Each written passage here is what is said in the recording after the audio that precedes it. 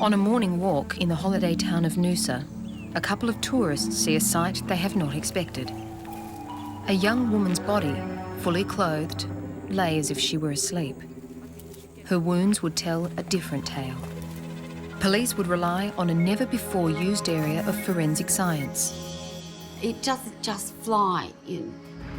It has to be transported by something. To convict the most cunning of killers. The questions had to be asked. Did she go there of her own free will? Was she in fact dead at that stage? We have a pretty high burden of proof to be able to charge anyone with murder. There's something not right.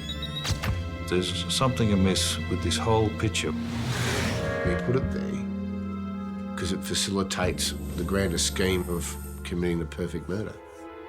Every single one of us knew that it was him.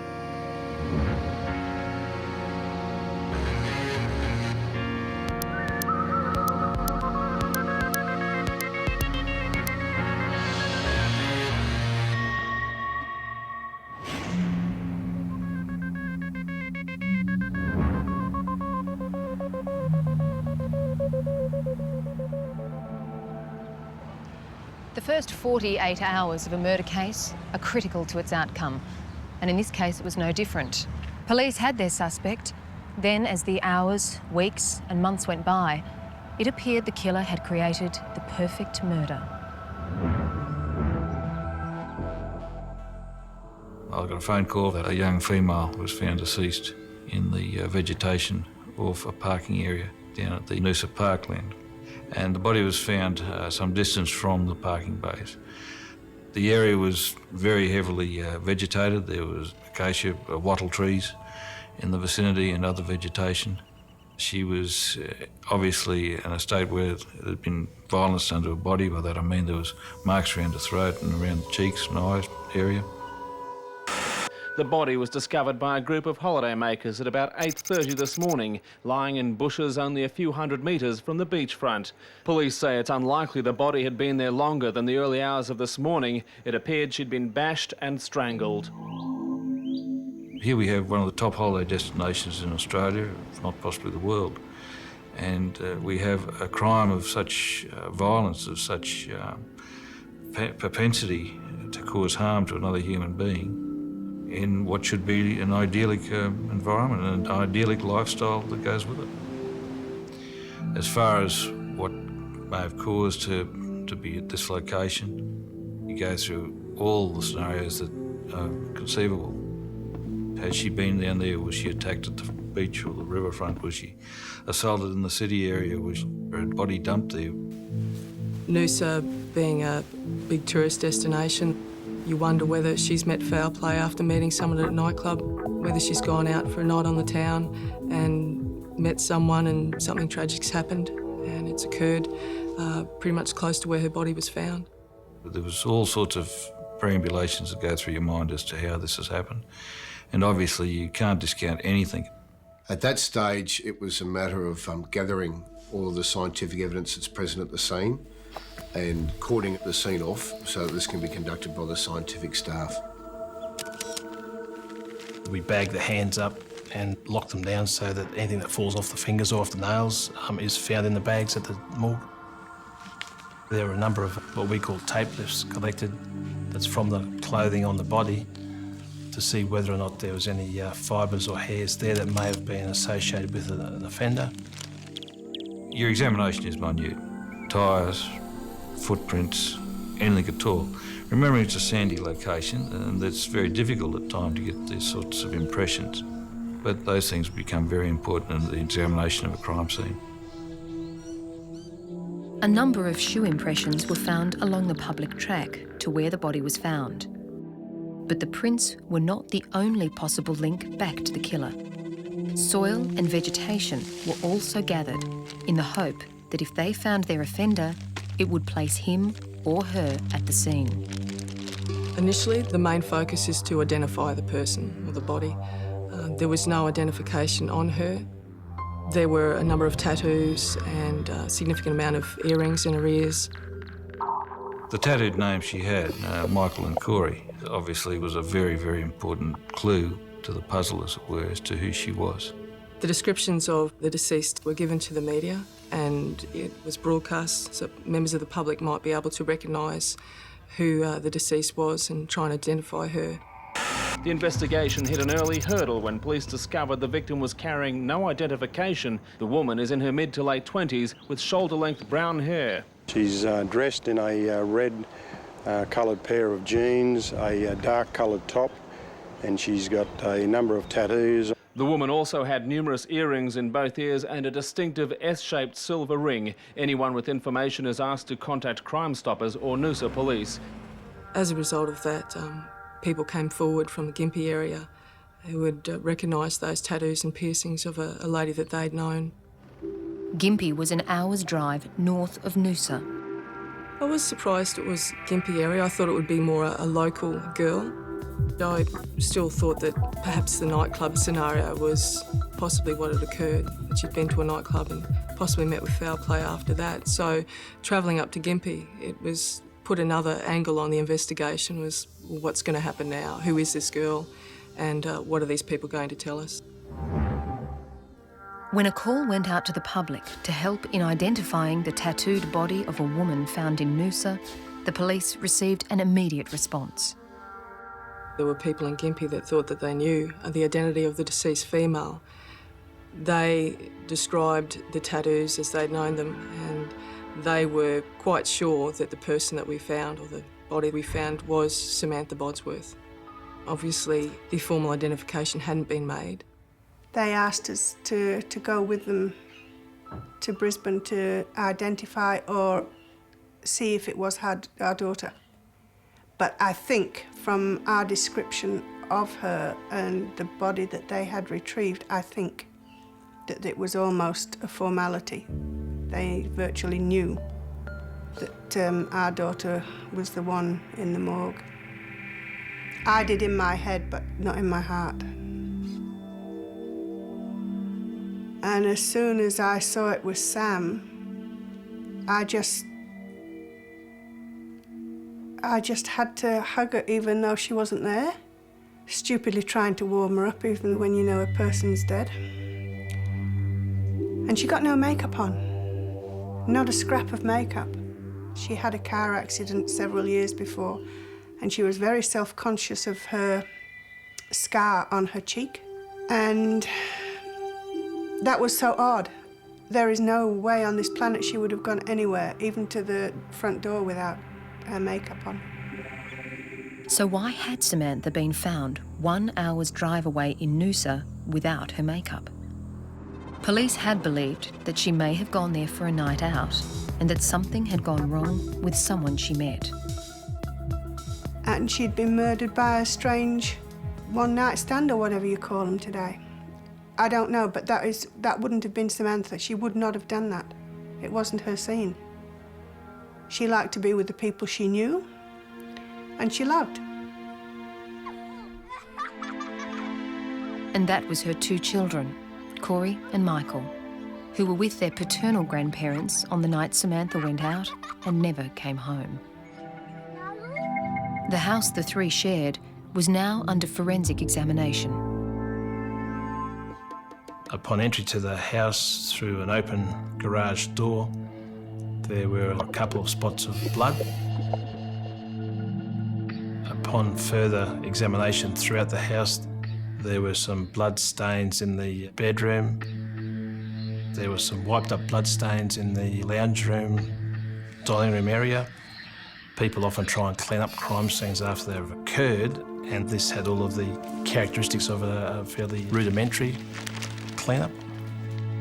Samples of blood and bloodied items were collected in hope that the killer might have been injured and left his DNA behind. Samantha's bedroom gave the impression that some sort of struggle had taken place. We found a hairdryer that had little samples of blood on the cord. So obviously that suggested that perhaps it could have been used in the assault with Samantha, whether it be wrapped around her throat or whether it was used in some other way in the course of her being assaulted. During the examination of the laundry area, there was a number of items of clothing in the washing machine. We pulled those out and the items of clothing were bloodstained, and amongst the bloodstained clothing was a pendant. That was one of Sam's much-loved items because her uncle in Britain gave it to her. And you can't get that stone anywhere else but in that particular little part of Britain. One of the most intriguing aspects of the pendant was that we'd had information from Sam's parent that she'd never removed it. Even when she was having a shower, going swimming, anything, that pendant stayed with her. It was obviously very important to her. And yet here it was, basically in a washing machine in a house where there'd been bloodstains and other signs of violence. So this sort of indicates to you that there's something not right. There's something amiss with this whole picture. Why was it that she didn't have a pendant? Who would have taken it off her? Where was the chain? These questions were the things that informed part of how we needed to really progress the inquiry. While there seemed no forced entry into Samantha's house, a screen near the front door was off the window. And her car was not in the garage, where her parents had told police it was usually parked. Nor was it at the car park in Noosa, where her body was found. We had the crime scene at Noosa, which was still very important to us as a crime scene. We had the potential of a crime scene at her house. And obviously the distance of some hour of travel from the house to Noosa was significant. The questions had to be asked. Did she go there when she was alive? Did she go there of her own free will? Was she in fact dead at that stage? And these scenarios were part of the whole gambit of what we had to look at and try and establish. At the post-mortem, the pathologist was able to prove that the cause of death was strangulation, and this was consistent with what we saw at the scene, the number of marks that were there. Scrapings were taken from underneath her fingernails. If Samantha had put up a struggle, then potentially the offender's DNA had been captured. There was evidence that her clothes that she was in when she was found at Noosa weren't necessarily the clothes that she subsequently died in. Samantha's injuries would suggest that blood spatter would have been found upon her clothes. There was none. In other words, someone had changed her clothes, which showed a fairly callous and motivated desire not to be apprehended by police on someone's part. We were of the impression that Samantha Bodsworth was killed in her home. It was a mystery how she went from Gympie to Hall Road at Noosa, but we were of no doubt that she was murdered in her home. At the time the search for Samantha's house was being conducted, her ex-partner was helping police with their inquiries. Like her friends, Michael Bodsworth immediately contacted police on hearing a news report of a tattooed woman's body being found in Noosa. I'll come down to see if it's my ex. Okay. All right. As soon as I heard Michael and Corey, that's all I needed to hear. All right. And you have two sons, do you? Yes, I have two sons, and their names are Michael and Corey. Michael Bodsworth was interviewed at the Gympie police station. He was there of his own free will, and he may have been able to help us with our inquiries. Now, whether help us meant he would be able to provide us with information or whether help us meant he became a person of interest was yet to be proven. At that stage, we had a very open book. And how long have you known Samantha? We've been together for 11 years. Are you still together with Sam? No. What's the situation with the two of you? I got onto the drink and kept on arguing and fighting all the time. So she asked me to leave. So I moved to the pub. Do you remember when that was? It's about 3-4 months ago. And when was the last time you saw Samantha? Just after 5 on Friday. Yesterday? Yesterday. Okay, and whereabouts did you see her at 5 p.m? Mount Pleasant Hotel. I was standing in the doorway talking, saying that she'd dropped the boys off at Mum and Dad's. And I asked if I could have a shower at her place. She said, yeah, no problem, because the hot water system's blown up at the mountain. I went upstairs, chucked all my clothes in the bag, then went back downstairs in my car, went up see my kids at my parents' place. In the lengthy interview, Michael Bodsworth detailed everything he did in the entire 24 hours from the time he saw Samantha. And what time did you leave your mum and dad's place? We went up at 6, then I went to Woolies, Why'd you go there? get smokes, What sort of smokes you bought? Long Beach. Did you get a receipt at all from Woolworths? Yeah. Do you have that receipt with you? No, it's at my room. All right. Do you know what time the purchase was made? 18:44 on there, How are you able to say what the time was on the docket? because they got it written on the docket. Did you look at the docket and see? I always check the docket. Do you always check the time on the dock? Yeah. Okay. That's the only way I get the tell time. I don't wear a watch. Oh, okay. Then I rang Sam and told him the car wouldn't start. What was wrong with your car? The battery terminals are a bit dicky. So I rang Sam. She said she'll come and get me. And then she rang me back and she locked herself out the house. At what stage was that? That was, she was coming to get me. She walked out to her car and she locked herself out the house because she didn't pick her keys up. I told her that she'll have to try and break in somehow. He says that's the last he saw or spoke with Samantha, and that he waited for a small period of time before beginning to walk to her house. What's happened when you got to Sam's place? There was carpool doors up. There was no car, no Sam, no nothing. Were there any lights inside the house? No lights, no nothing. He's then walked all the way back to his car at the car park, managed to get it started, and then simply driven back to the Mount Pleasant Hotel, where he's gone, had a shower, changed his clothes, and gone downstairs to have a drink at the bar. Can you give us any explanation as to what she would be doing at Noosa Heads? She wouldn't be. Do you ever go down there together? No. Has she ever gone down there on her own? Not as far as I know. And were you at Noosa Heads last night? No. Did you travel south of Gympie at all last night? No, I didn't go anywhere out of Gympie last night. He's then consented for us to go to his unit, which was on top of the Mount Pleasant Hotel, to have a look at his room, to conduct scientific investigations and to seize the article of clothing that he said that he was wearing the night before. When we went to the Mount Pleasant Hotel, I was aware that there are a number of patrons at the bar drinking.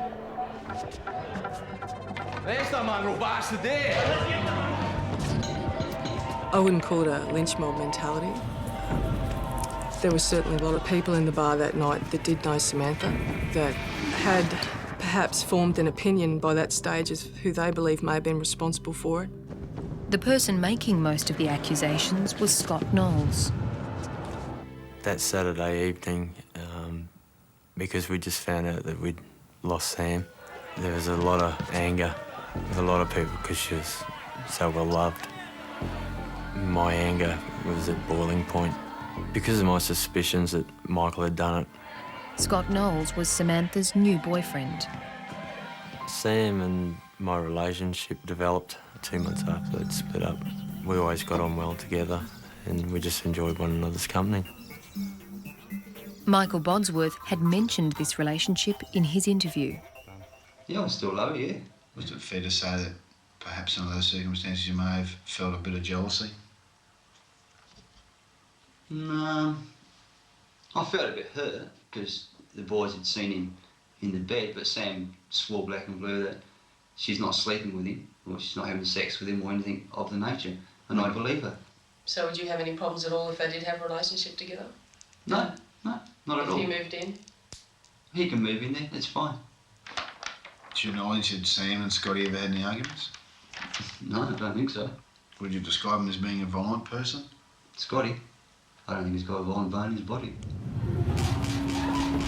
Scott Knowles seemed to be very emotional, and I think at one occasion he may have had to have been restrained by a friend because he was very upset. So we obviously wanted to avoid confrontation and just took Michael straight upstairs. Scientific and centre crime officers then made examination of his room, took photographs, and he gave us clothing items that he said he wore the night before, which he had washed and were hanging on the line outside of his unit. Some people wouldn't allow police to do that. They didn't seem to be too reluctant in that regard, but he certainly came across as not being overly concerned in relation to us taking those samples and really trying to corroborate or otherwise his version of events as he gave to us during the interview. Michael Bodsworth was escorted from the hotel to his parents' place to keep him out of harm's way. Not long after, the detectives were told of a discovery only streets away from here that would help them determine what really happened to Samantha on that Friday night. On Friday night, 29-year-old Samantha Bodsworth left the Gympie Hotel where she worked and drove home. She never returned to have drinks with her boyfriend, her battered body found near Noosa's tourist strip yesterday morning. Samantha had worked at the hotel to help support her two sons, aged 5 and 7. She also did part-time charity work. After the first 24 hours of the investigation, we had confirmation that the deceased was in fact Samantha Bodsworth. We had two prime persons of interest, that being Mr. Michael Bodsworth and Mr. Scott Knowles. However, to an extent, Mr. Bodsworth shone a bit brighter than Scott Knowles did. Can I just have a look at your hands? I just noticed before that you've got a cut there on you. Yeah, I got one there. Right middle finger. One there. Well, this one's here. Yeah. That appears to be a fairly fresh sort of cut, that one there.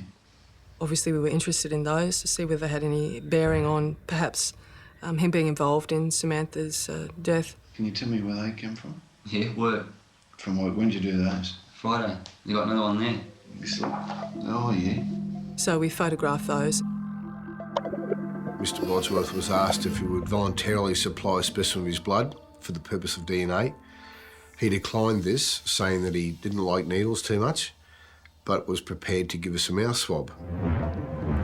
As the detectives waited for results from scrapings taken from underneath Samantha's nails to compare with the DNA provided by her ex-partner, forensic investigators were busy examining Samantha's car. It was found here, at the back of a nightclub in Gympie.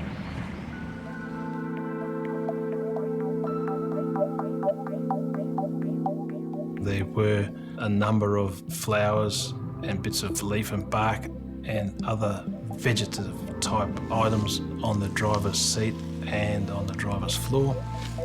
And around the back of the vehicle, jammed into the number plate holder, was a fairly large fluorescence which looked like pollen and was fairly consistent with those that we had seen earlier that day at Noosa. The botanical specimens, along with other items like cigarette butts, were bagged for evidence. While the butts appeared to be the brand smoked by Samantha, it was noted they were the same as those bought by Michael Bodsworth when he had gone to Woolworths. He had given police the receipt and also a set of Samantha's keys that had mysteriously turned up in his room the night Samantha was murdered. And he pointed out that her car key was missing from that set of keys. They were in my room last night. Where'd you get them from? Sam must have left them behind. Because Sam's got a key to my room too. Oh, OK. But do you have a personal set of keys? No, I do not have a personal set of keys to Sam's house, no. So the keys that she... I don't understand about the keys being in your room. No, I didn't understand either. But there's no car key, and the blue key's missing. She's got colour-coded. And the blue one's not there, and the car key's not there. We believe that the person who's responsible for her death has driven the vehicle. One theory police are working on is that the mother of two young boys was abducted from Gympie, then driven to Noosa, where she was brutally murdered. Anyone who may have seen the white Corolla registration 299CQO should contact police. Later tonight, police will set up a major incident caravan here at the murder scene in the hope that someone will remember having seen Samantha, her car or her killer.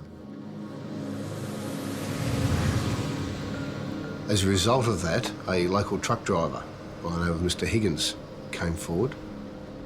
on that night, come along a white car, travelling north my direction, going very slow. Got past him in the end, and up the next hill he passed me again, and yeah, got stuck behind him again, so I noticed it a bit more. The truck driver, Mr Higgins, was adamant that the registration number was exactly the same as the deceased, and it was her vehicle that he sighted on the highway.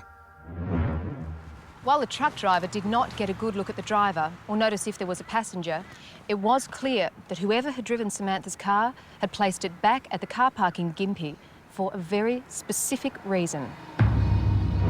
I think that Mr Bodsworth put it there because it facilitates part of the grander scheme and his idea of committing the perfect murder. We wanted to interview and speak to as many people as possible that could help us either corroborate Michael's version of the events or disprove it. I was coming down the stairs at the Mount Pleasant Hotel, and down the bottom there was Sam and Michael talking, and they were very loud. I wasn't quite sure what they were talking about, but they were doing a lot of arguments lately since he moved into the hotel. Whoever she spoke to in the pub, any male, Michael would be right onto him, you know, or it'd be fist up or whatever, and he'd grab her arm and things like that. I mean, they did have quite a few arguments. While Pauline was able to confirm Michael's story about the hot water system not working, it was the information she gave police about what he did on Saturday that was proving of great interest. He said, oh, I want to do a basket full of washing. He never did any washing because Sam always did his washing. She'll come through, she'll clean up my room, and she'll take my washing home, or she'll ask me to bring the washing around. And that wasn't the only strange thing he did. When he had the kids, he used to take them places, you know. He'd take them to Big Pineapple, or he'd take them for a drive somewhere, you know, but that particular day he just stayed at the hotel all day, asking all the time, where's Sam? And there was more. Mr Bodsworth was inquiring with persons at the Mount Pleasant Hotel as to what the time on the Woolworths receipt meant. And he was questioning people as to what that is in normal time. Do you know what time the purchase was made? 18:44 on there. Do you always check the time on the docket? Yeah. Okay. That's the only way I get to tell the time. I don't wear a watch. Oh, okay. I thought that was very odd that he was saying that he had a receipt for cigarettes, because you wouldn't go around telling people that you'd just bought cigarettes and the time of it, you know. The receipt, the keys, the washing, the broken down car. Walking to and from Samantha's place were all suspicious. But the police could not discredit Michael Bodsworth's version of events. He had a pretty well constructed alibi. That led us to believe that he was either very confident, innocent, or possibly trying to convince the police that he was removing himself from this investigation and being a suspect. We're waiting for information to come to us from our pathologists to try and give us some sort of direction as to where we need to go with this investigation. Well, it can't be easy. In the meantime, the detectives were about to put their faith in the power of a psychic. Well, you know, I've had Sam coming in. I've been talking to her and she just said, go and see Michael. She just keeps saying, go and see Michael. A week after Samantha's murder, police had one hot suspect, but no evidence to arrest him. Every day that goes by, that frustration increases, that feeling of inability to successfully finalise a chapter in a very, very sad story.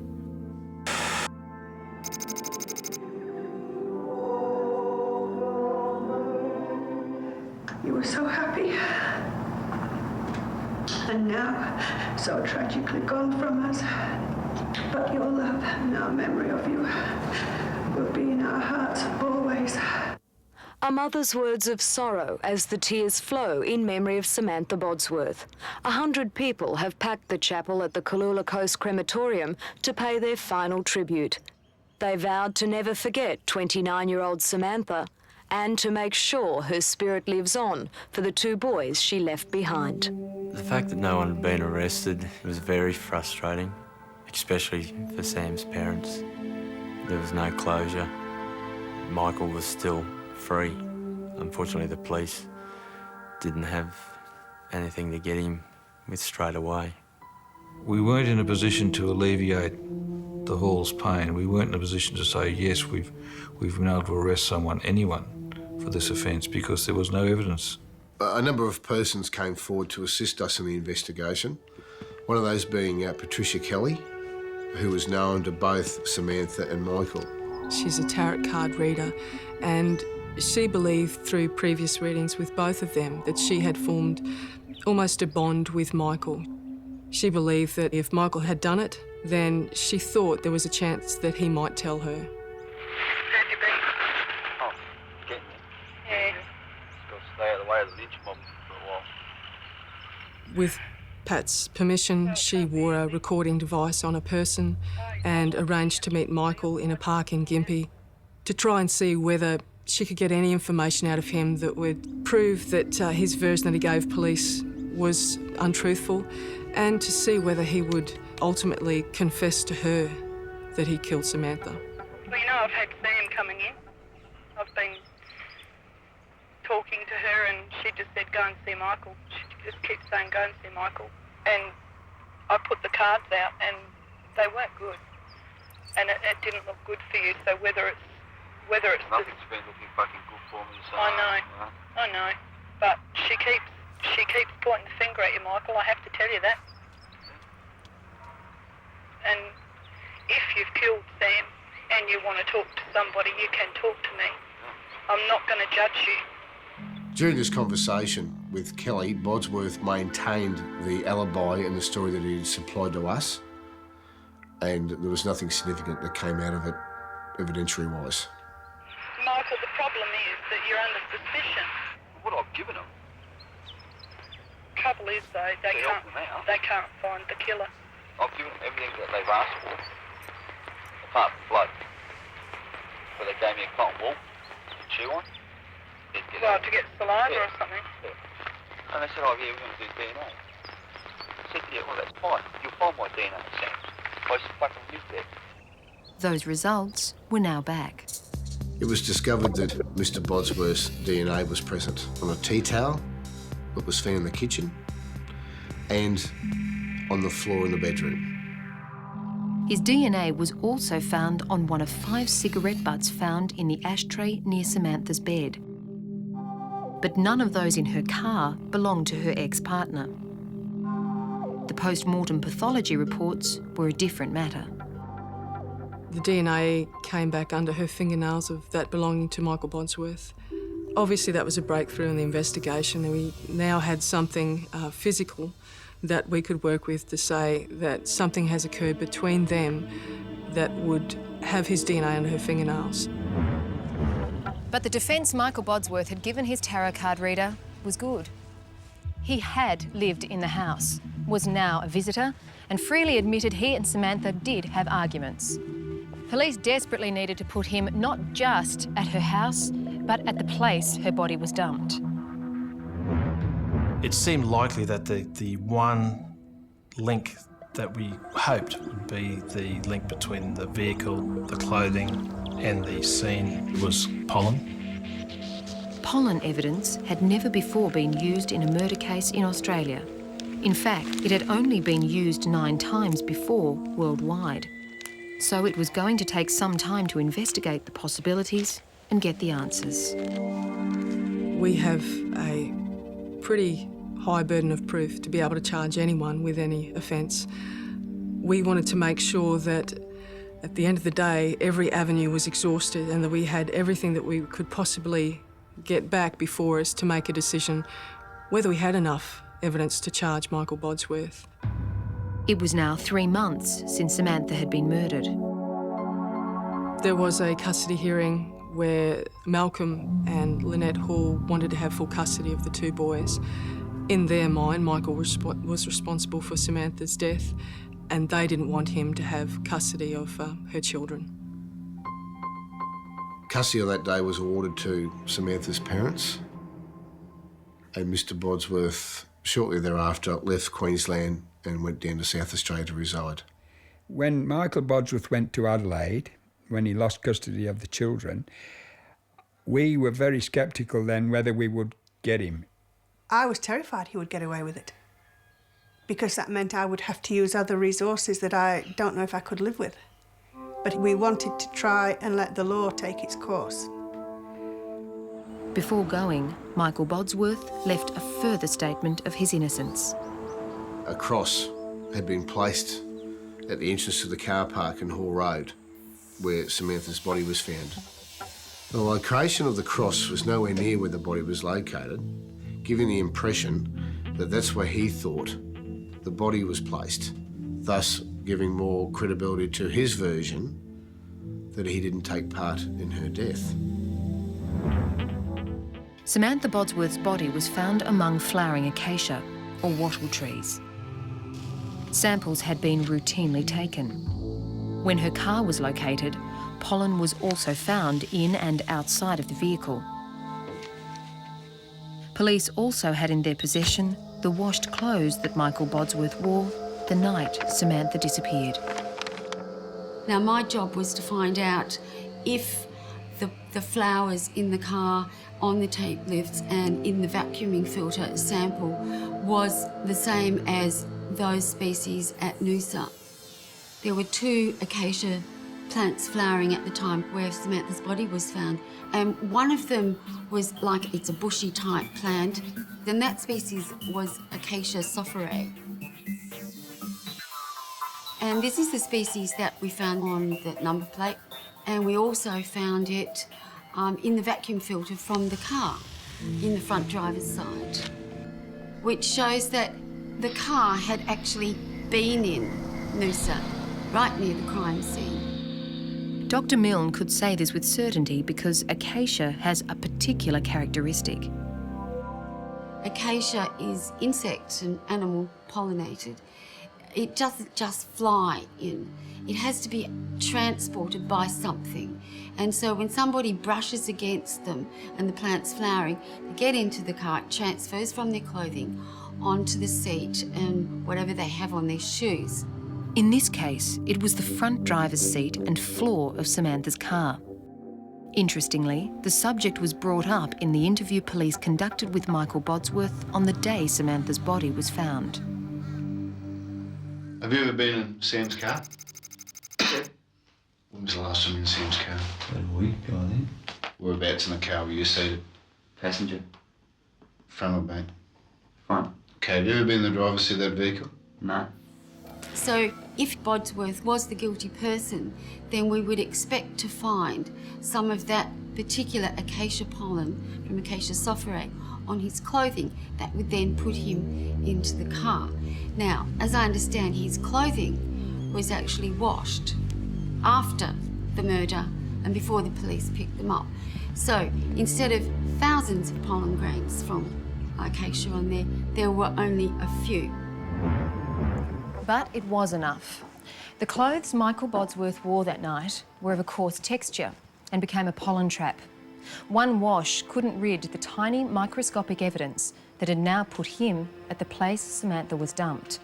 However, before they could make an arrest, the police wanted to do one last check.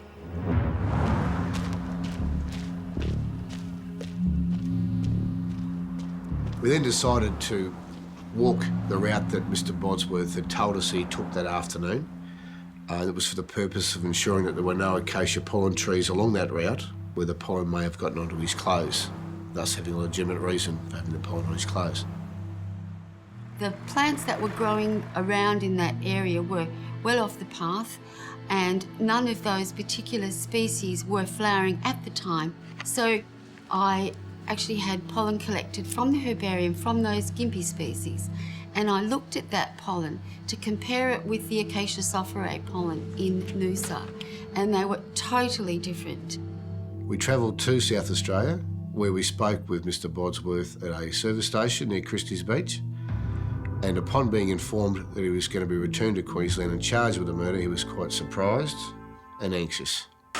The man has been arrested in Adelaide and charged with the brutal murder of his de facto wife in Gympie 8 months ago. The battered body of mother of two Samantha Bodsworth was found in sand dunes at Noosa. It was on the way back that he, without any prompting, said that he wished to speak to us about it and tell us the truth. And because we didn't have any recordings with us, we asked him could he hold his information until we got back to Maroochydore where we had suitable equipment so we could electronically record his conversation. All right, well, as I said before, what do you wish to tell us?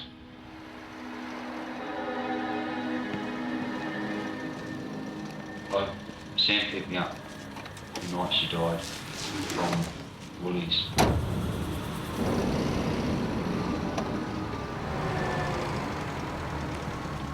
And we got back to her place because I was going to have a shower in it there.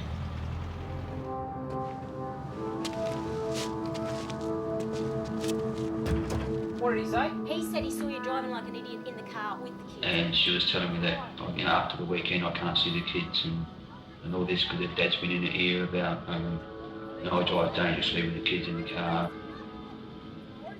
The kids, they meant everything to me. And then she said I couldn't see them. So I just sort of lost it. What do you mean you lost it? Well, I ended up strangling her somehow. I can't remember much about it. Mr. Bodsworth added that upon finding her deceased, he has panicked and not taken the course to ring the police. He chose to hide it. He has then changed Samantha into the clothes that she was found in on the Saturday morning by the tourists. There was marks on her top, on the white top. There was some marks there. She wouldn't go out like that, so I changed her. And what? She was going me out. Okay, all right. No, she doesn't go out with dirty clothes on when she goes out, so I changed it.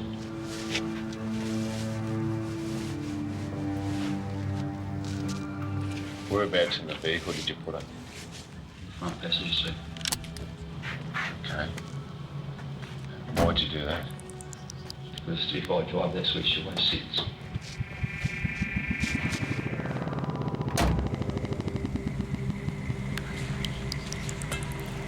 He is very strong mentally, very, very strong. And I do not believe for 1 minute that his mind went blank in any way, shape or form. He knew exactly what he was doing. He planned it. But what he didn't reckon on was the DNA and the pollen and the fact that we knew, every single one of us who knew Sam knew that it was him. Drove her car back to Gympie. Parked her car at the night disco. And that was it. Can I ask you why you did that? I just, as if she went out for the night or something, you know. When Samantha Bodsworth's body was found dumped in sand dunes at the Noosa Spit, her family suspected her former de facto, Michael James Bodsworth. 7 months later, the 36-year-old mechanic was charged with Samantha's murder after forensic evidence linked him to the scene. Despite confessing to police, though, Bodsworth pleaded not guilty. Basically, when you're facing life imprisonment, you've got nothing to lose, so why not plead not guilty? Ultimately, the jury did see through him and they believed the evidence that the police had gathered, the acacia pollen comparisons, which put him at the scene, the DNA, the blood found at her house, together with his confession. The jury were able to come back with a conviction of murder and he got life imprisonment. Unfortunately, life doesn't mean life. He's taken someone's life away and he's still living. He gets to get out eventually and have a life again. Samantha doesn't. Michael Bodsworth will be eligible for parole in 2010. I understand that Bodsworth thought that he'd committed the perfect crime, and I'm sure that he felt that he had, but science is always on the move and there's always new developments in forensic science. So was he smart? Was he cunning, conniving? I don't know. All I know is that he's been punished for something he did in the way that he should have been punished.